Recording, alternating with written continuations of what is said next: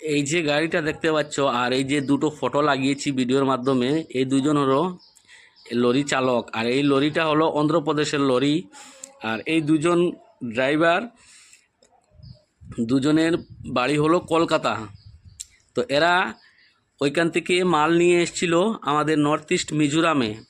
মিজোরামে এসে এইখানে মিজোরাম একটা জায়গা আছে, এখানে আইজল টাউন ছেড়ে 40 কিলোমিটার আগে গিয়ে একটা সিলিং জায়গা, ওই সিলিংয়ের এখানে গাড়িটা এখানে রেখে এইখান গাড়িটার নতুন নতুন টায়ারগুলো, ব্যাটারি, তারপরে ভালো ভালো পার্টসগুলো সব খুলে বিক্রি করে এরা পালিয়েছে। আর এই গাড়িটা এইখানে বর্তমানে এই সিলিং যে জায়গাটা মিজোরামের, এই সিলিংয়ের এখানে আছে। আইজল ক্যাপিটাল থেকে, মিজোরাম যে ক্যাপিটাল আইজল ক্যাপিটাল থেকে 40 কিলোমিটার দূর এই সিলিং। ওই সিলিংয়ের মধ্যে দেখতে পাচ্ছ আপনারা ব্যাটারির বক্সে ব্যাটারি নেই। তারপরে টায়ারগুলো, নতুন টায়ারগুলো চেঞ্জ করে এই দেখো পুরনো টায়ারগুলো, ফাটা ফুটা টায়ারগুলো লাগিয়েছে। এই দেখো এইটার মধ্যে টায়ার নেই।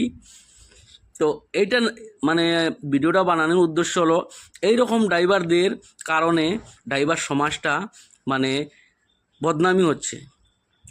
ড্রাইভারদের মানে কলঙ্ক, এরা ড্রাইভারদের নামে কলঙ্ক। এদের কারণে ড্রাইভার সমাজে ড্রাইভারকে মানুষ, কিছু কিছু মানুষ যে ঘৃণা করে এই রকম ড্রাইভারদের কারণে, এই রকম লরি চালকের কারণে।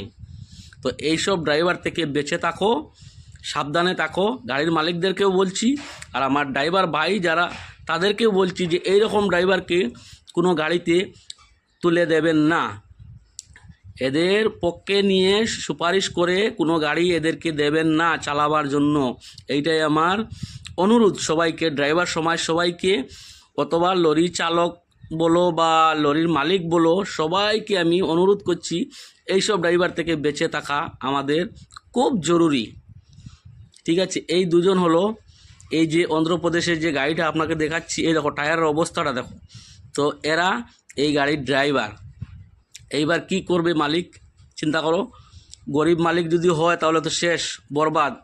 এরকমও হতে পারে কোনো গাড়ির মালিকের একটা গাড়ি, তার পরিবার ওই গাড়ির উপরে চলছে, পরিবারও চলছে, ড্রাইভারের পরিবারও চলছে, ড্রাইভারও চলছে, তারপর অনেক দোকানপাটও চলছে, গ্যারেজও চলছে।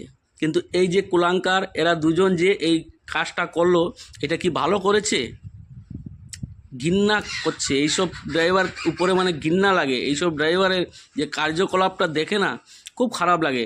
নিজেও একজন ড্রাইভার, আর এদের এইসব দেখে মানে খুব লজ্জিত, নিজেও খুব লজ্জিত। ড্রাইভার মনে হচ্ছে যে নিজেকে, কিন্তু খুব লজ্জিত এইসব ড্রাইভারের কারণে।